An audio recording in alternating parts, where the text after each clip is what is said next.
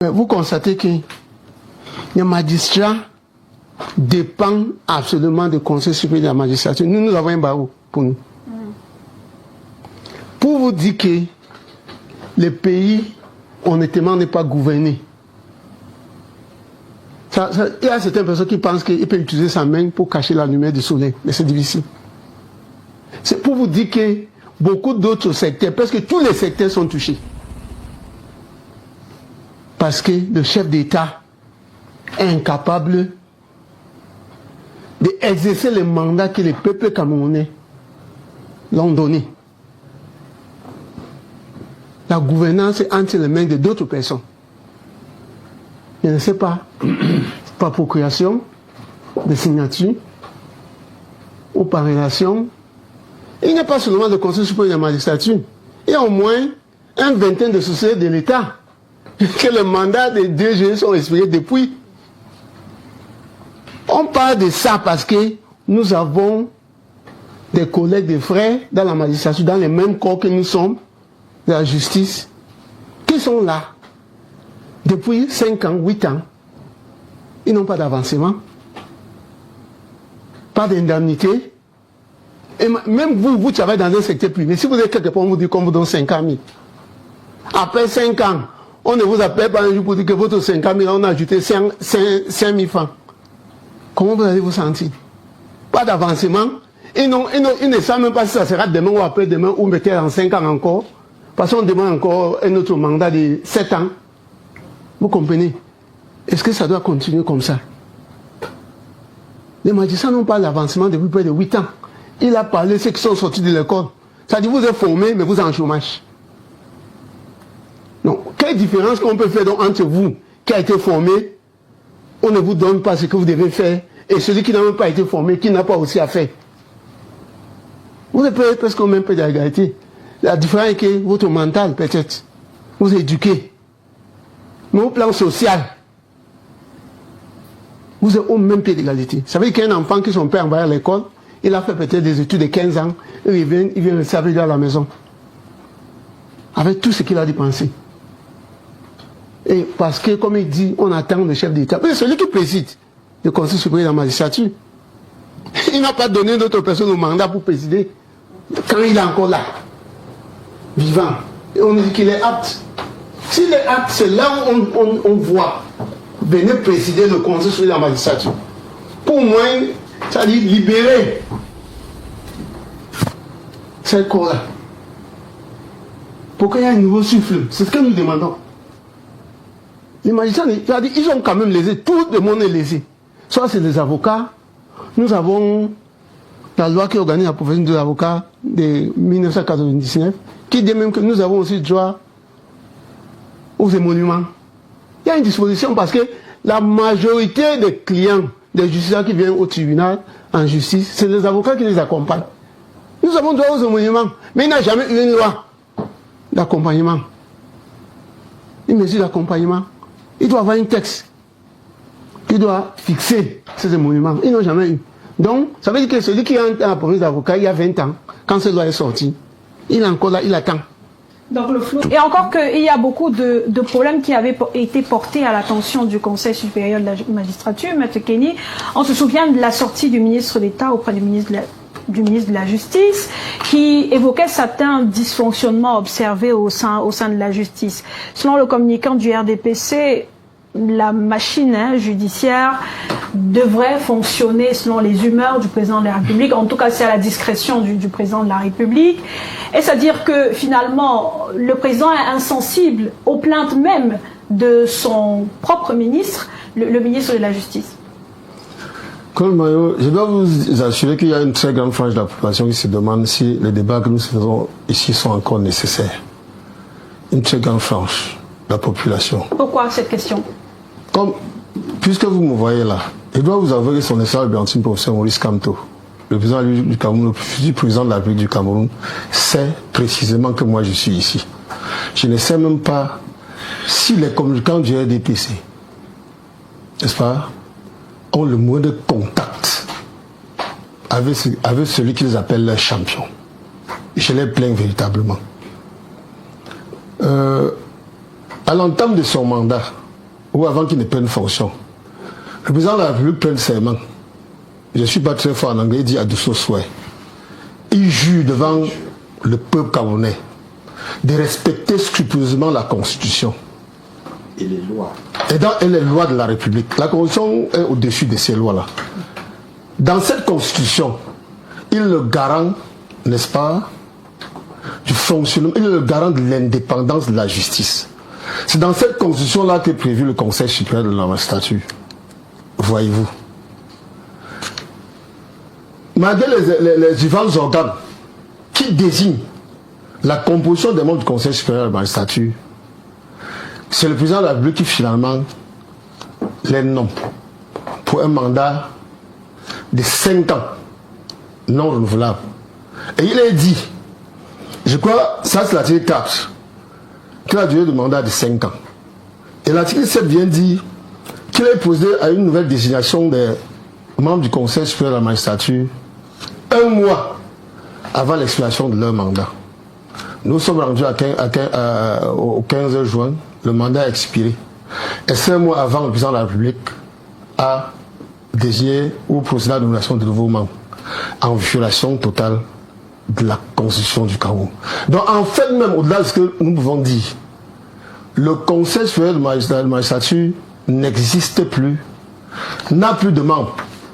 Alors au-delà, pour parler des attributions, n'est-ce pas, du Conseil supérieur de la magistrature et de l'impact sur le plan sociétal, sur le plan social, c'est prévu au titre de la loi de 82, n'est-ce pas, fixant l'organisation du Conseil supérieur de la magistrature.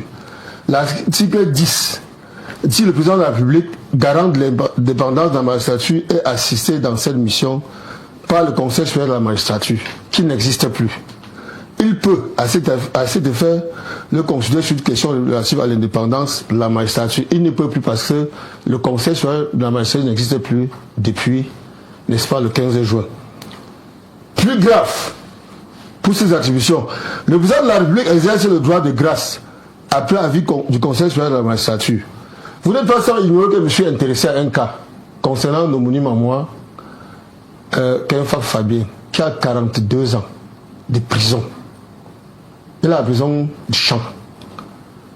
Ce monsieur a été condamné, je ne sais plus depuis combien d'années. Il a, n'est-ce pas, fait une demande de grâce. Ça ne se retrouve nulle part alors que cela ressort des prérogatives du président de la République. Est-ce que vous savez quel peut être l'impact psychologique sur un être humain? Au-delà de ça, vous avez, sont en outre soumis à l'avis du Conseil supérieur de la magistrature les projets ou propositions de loi et les projets de tout texte réglementaire relatif au statut de la magistrature. Le président ne le fait pas. Les magistrats sont le symbole, n'est-ce pas, de l'exercice du pouvoir judiciaire, puisque la Constitution consacre ce pouvoir comme un pouvoir indépendant. La suite, les propositions d'intégration dans la magistrature. C'est là le plus gros. Depuis pratiquement 7 ans, comme je l'ai dit tantôt. Quelqu'un m'a parlé de périodicité, que le président de la République a son calendrier à lui. Mais c'est chaque année que les magistrats ou les auxiliaires de justice, ou pas les auxiliaires de justice, les magistrats, les futurs magistrats sortent de l'ENAM. Ouais. Cela conditionne, l'intégration conditionne donc la convocation du Conseil supérieur de la magistrature. Il n'y a aucune discussion là-dessus. Ça implique quoi? Que le Conseil de la magistrature, supérieur de la magistrature, doit se tenir chaque année pour permettre l'intégration de ces magistrats. Ça fait pratiquement tout au moins 5 ans que le président de la République l'a fait, ne l'a pas fait. C'est-à-dire qu'il a pris sur lui de paralyser complètement le système judiciaire qui, de par la Constitution, est consacré comme n'est-ce pas, un pouvoir totalement indépendant. Les mutations des magistrats du siège au parquet ou des magistrats du parquet au siège. Les projets d'actes concernant les magistrats, s'il en est ainsi requis par le statut de la magistrature. Le Conseil supérieur de la magistrature établit les tableaux d'avancement des magistrats du siège en vue d'une promotion en grade. L'avancement implique quoi? C'est-à-dire quelqu'un qu'on a intégré dans le corps de la magistrature, de par le statut des magistrats. S'il avait un salaire, je prends une hypothèse de 300 000 francs à l'entrée dans la magistrature, et qu'il n'avait que sa tête à nourrir, dans l'intervalle, il a eu des enfants. Il a pris une femme. l'avancement implique, n'est-ce pas, des impacts financiers sur son salaire. Dans l'intérêt que deviennent ces magistrats. Pourquoi ne voulez pas que ces magistrats soient corrompus? Ça n'excuse rien.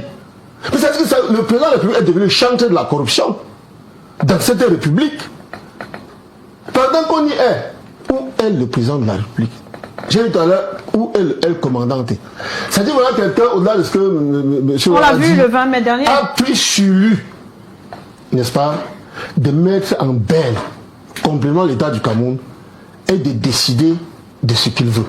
Le fait qu'on n'ait pas convoqué le Conseil supérieur de la magistrature, le deuxième fait que ceux qui composent le Conseil supérieur de la magistrature, que leur mandat soit arrivé à expiration, est l'un des plus scandales, n'est-ce pas, qu'aucune république ne devrait tolérer. On ne peut pas s'accommoder de ce genre de choses. Et voyez-vous, j'entends des voix venant, je vais me garder de dire le mot, des inconscients, des DPC qui veulent rempiler, qui voudraient que leur champion rempile, alors et surtout qu'il ne fait plus rien depuis pratiquement 7 ans. Quand il ne fait plus rien depuis pratiquement 7 ans, est-ce que vous pouvez me dire, vous êtes journaliste, est-ce que vous êtes les rares, n'est-ce pas, des recherches? Est-ce qu'après son élection, sa présidence au serment en 2018, vous pouvez m'indiquer dans quelle région du pays le président de la République s'est rendu un temps soit peu?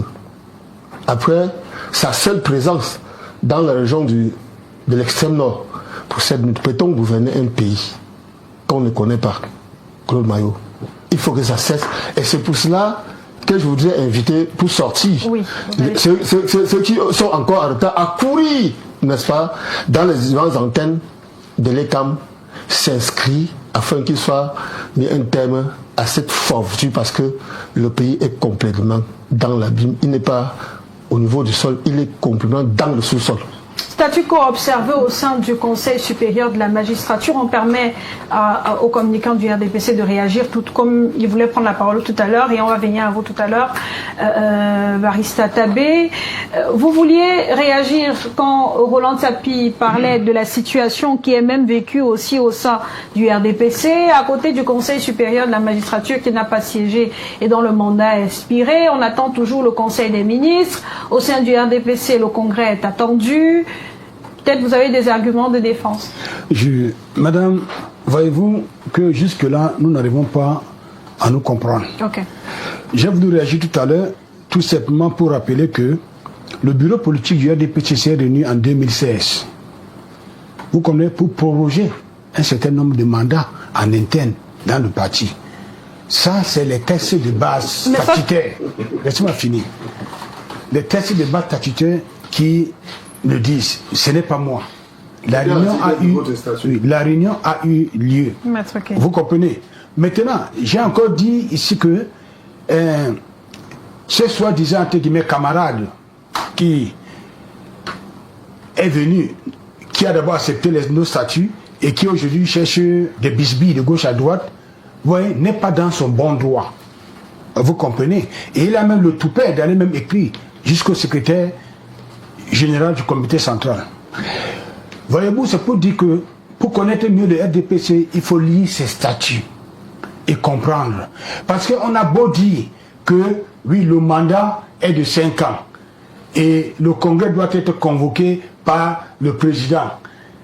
Vous oubliez de dire aussi que l'article qui dit que le président est le candidat naturel et le candidat à l'élection présidentielle. Pourquoi est-ce que vous ne dites pas cela? Il y a déjà instrumentalisation et manipulation de l'opinion.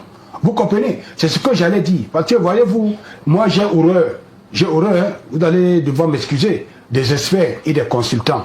Parce que, vous avez vu tout dernièrement, il y a quelques mois de cela, ils ont pondu toute une analyse, et soi-disant en lisant dans la boule de cristal qu'il fallait vendre, privatiser Camtel. Vous savez que Camtel est une structure de souveraineté nationale. Donc on devait vendre notre propre cœur et donner ça aux étrangers et aux commerçants d'ailleurs. comme la SONEL l'a été il y a quelques années de cela. Ouais, nous ne sommes pas. C'est pour ça que je suis très content, parce que j'ai dit ici là que je parle en tant qu'homme politique. Et quand je parle en tant qu'homme, je ne badine pas. Je dis ce qui doit se faire. Et c'est ça. Je voudrais dire à l'entente de mes propos que le chef de l'État, nul n'a le droit de l'imposer un calendrier autre que celui qui parle, parce que le peuple camerounais lui a donné son mandat de diriger ce pays. Vous comprenez? Mais en français facile, ça veut dire que... En français facile, ça veut dire que... Et en plus, une autorité judiciaire. Ça veut dire, en français facile, que le chef de l'État a le droit de violer des textes. Non, le chef de l'État n'a pas le droit de violer les textes.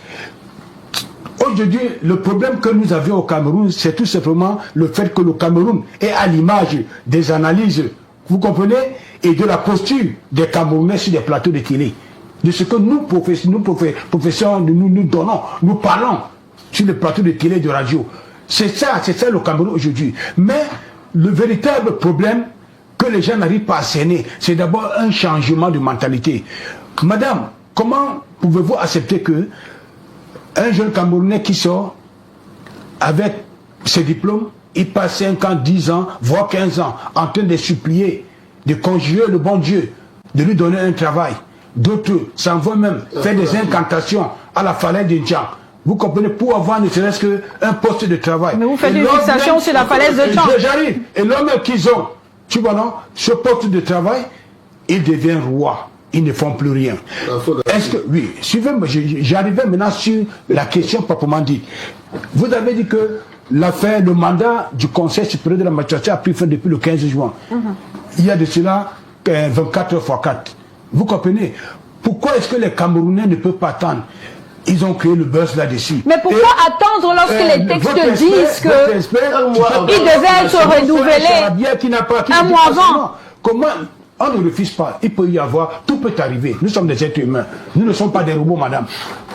Nous sommes des êtres humains. C'est pour ça que j'ai dit tantôt que je me méfie trop des experts et des conseillers, des consultants. Parce que c'est eux qui ont mis ce pays là où nous sommes aujourd'hui.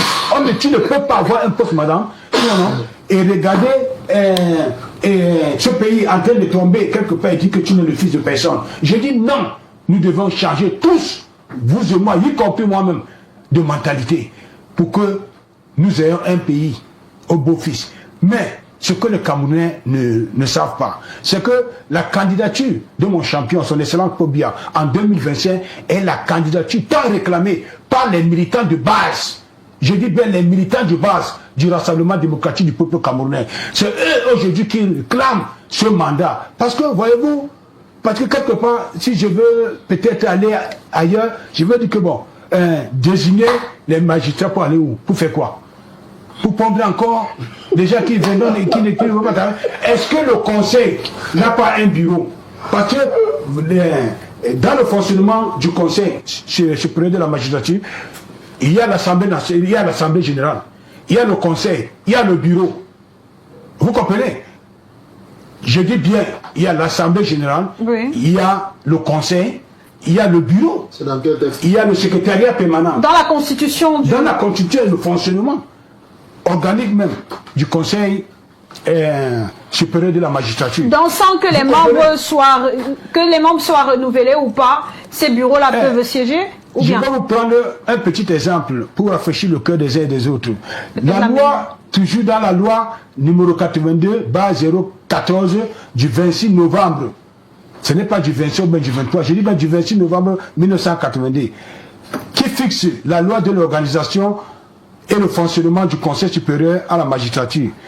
Elle définit la composition du Conseil qui comprend le président de la République qui préside, le ministre chargé de la justice qui assure, qui est comme le vice-président, 3 députés désignés par l'Assemblée nationale, 3 magistrats du siège, tu vois, au moins du 4e grade, désignés par la Cour suprême, une personnalité n'appartenant pas à l'Assemblée nationale ni au corps judiciaire désigné par le président de la République. Oui. Mais est-ce que la question se pose aujourd'hui, est-ce qu'en l'absence du président, le vice-président ne peut pas travailler? C'est lui qui convoque. Non, madame, vous nous agacez, c'est lui qui convoque. Pourquoi si d'autres cieux, ça se passe et pas au Cameroun? Pourquoi si d'autres cieux, et encore que, je vais vous dire une chose, madame, que le président de la République, son Excellence Paul Biya, a donné la latitude à tous ses ministres, sans exception, de faire ce qui est bien pour le développement de ce pays au profit de la population. Mais pourquoi ils ne prennent pas, tu vois, cette responsabilité-là? Il faut toujours attendre. Non, mon champion n'est pas un gourou. C'est noté, Saliou Voilà. Soulé. S'il vous plaît, une seule phrase. S'il vous plaît, Oui, ok. une seule phrase. Une seule phrase. Article 1er De la loi de 82. 014 du 26 novembre 1982 fixant l'organisation et le fonctionnement du Conseil supérieur de la magistrature. Le Conseil supérieur de la magistrature est présidé par le président de la République. Ça, c'est dans les... Je ne refuse pas, je n'en dis pas. Permettons. Le conseil. Barissa Tabé. Et si le conseil, Vous nous le agacez. président de la Ne gâtez pas ce République, plateau. ça veut dire que quoi? Je ne gâte pas, monsieur. C'est peut-être que vous avez tiré les étoiles sur le net là. Monsieur Saliou Soulé. Peut-être que vous faites certaines... Lisez. Monsieur- Je monte à qui? Monsieur Saliou Soulé, s'il vous plaît, permettons Lisez. également à Barissa Tabé de dire un mot. C'est ça. Ok, le temps, Barissa Tabé, le temps que Roland Sapui regarde le document, peut-être vous n'avez pas le même document. Incroyable. S'il vous plaît, je crois que notre politicien sur ce plateau est en train de faire vraiment, je constate une campagne électorale. Et il faut centraliser le débat. Parce que je constate qu'il y a beaucoup de déviations, particulièrement au sujet de ce grand plateau. Nous parlons ici de la loi qui organise le Conseil supérieur de la magistrature et son fonctionnement. C'est de ça qu'il s'agit. Et je commencerai à dire, je suis très désolé parce que j'ai constaté, comme le militant de DPC ici, que beaucoup, il n'est pas le seul cas, plusieurs, ils considèrent peut-être le DPC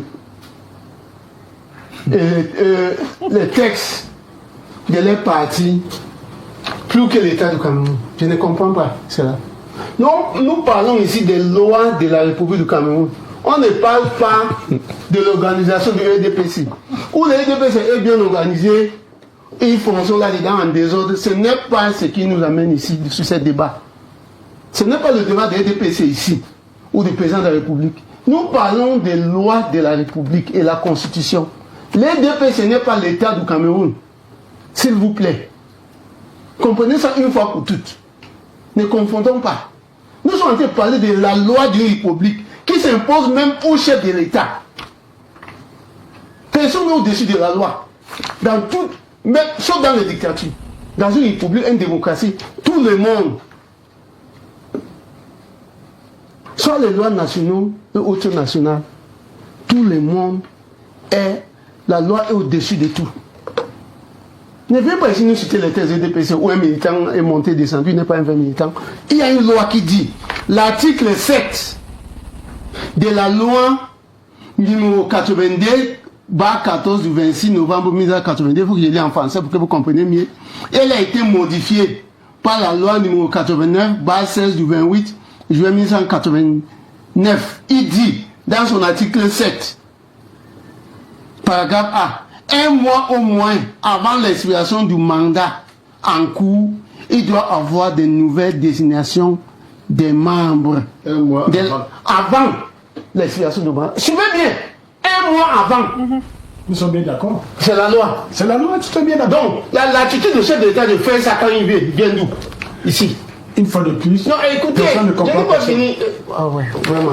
Oh. Vous aurez permettez qu'il termine. Nous sommes ici en train de parler d'une loi de la République.